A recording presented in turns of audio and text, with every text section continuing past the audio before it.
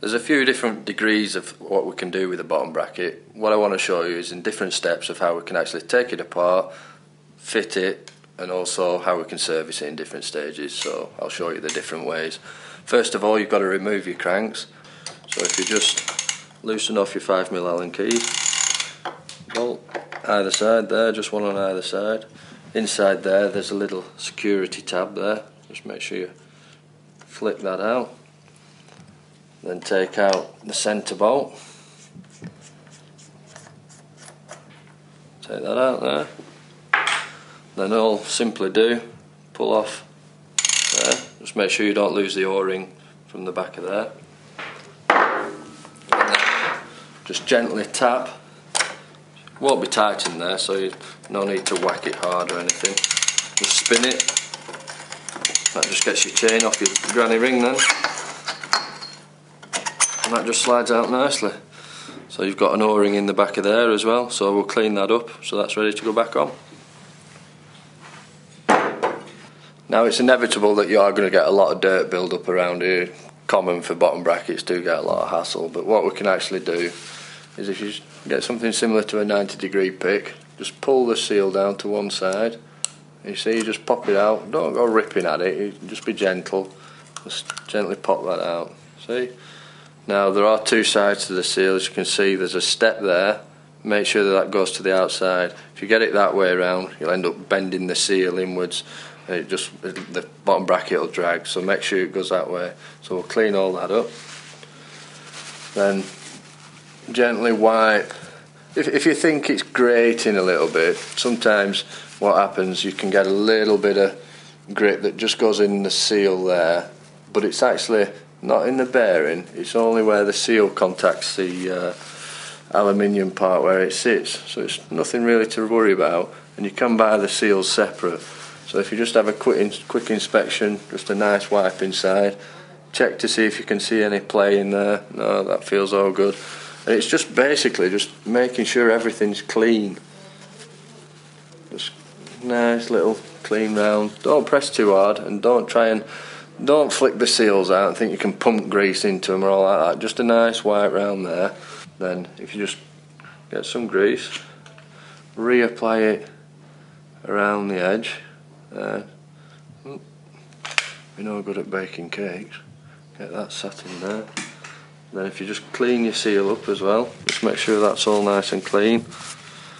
And then don't forget the step to the outside there. And then if you have to try and sit it in the groove there, can you see I'm just trying to fold it with my fingers, push it in, and then just gently run your thumb around there, your nail. And if you can rock it like that, that means it's in place. If you can't, it means it might be stuck out on one part of the edge there. But if you can rock it like that, no noise there now, just all nice and smooth. And if it's got to the stage where you have to replace the bearings, it's easy. Just crack the bottom bracket undone. Now if you're taking the left side cup out, it's right hand thread. If you always remember it, left hand side's right hand thread, right hand side's left hand thread, so it's a pretty easy way, just remember it as being opposites. Unscrew that.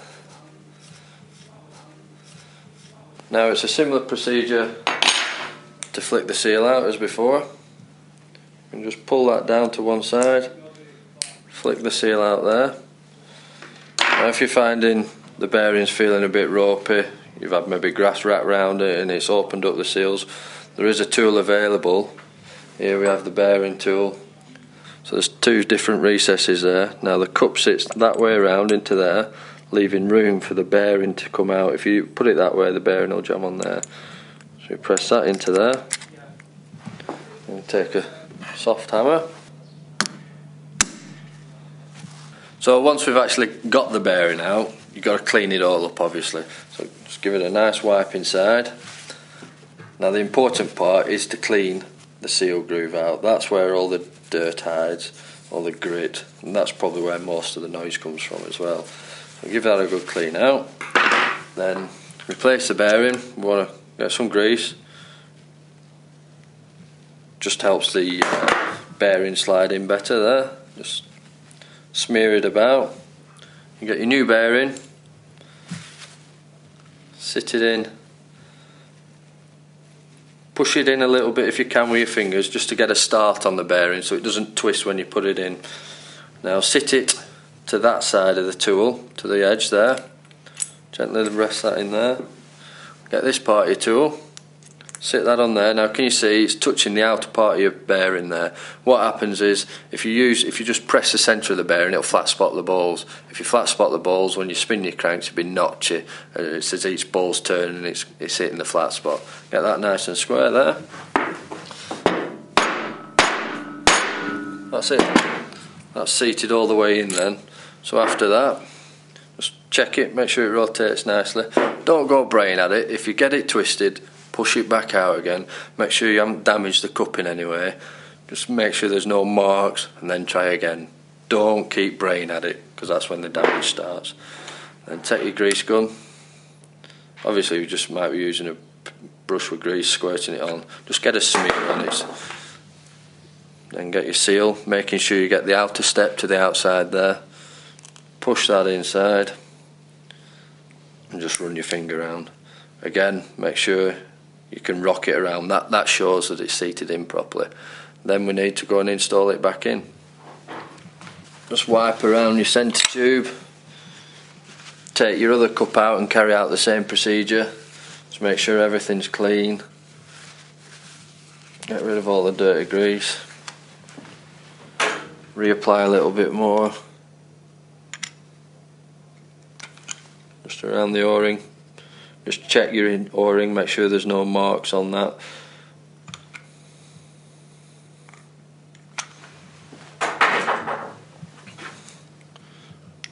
Gently slip that into there. Just inspect your threads, make sure there's no damage. If you've got any dirt inside there, make sure it's all wiped out and all dry. Thread that back in there.